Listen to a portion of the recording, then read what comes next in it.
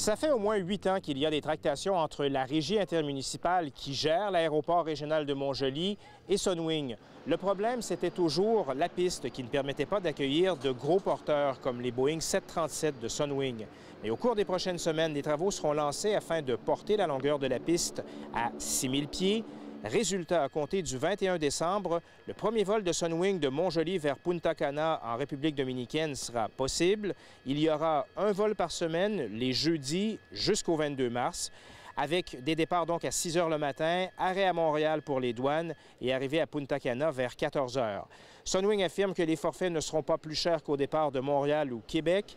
Une centaine de sièges seront réservés chaque semaine pour les départs de Montjoly. Voici à ce sujet le vice-président exécutif de Sunwing, la mairesse de Montjoly et aussi la présidente de l'aéroport régional de Montjoly. Il est évident qu'on ne va pas avoir des tarifs qui vont faire qu'une famille ou un couple va dire « ça va me coûter moins cher d'aller de Québec ou de Montréal ».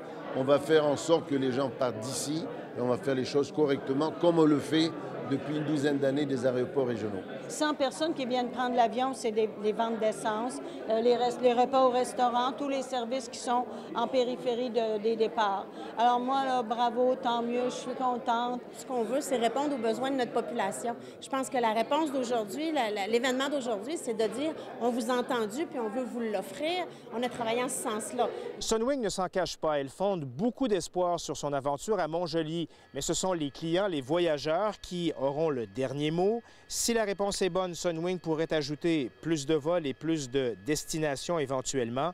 Gilles Turmel, TVA Nouvelles, Montjoly.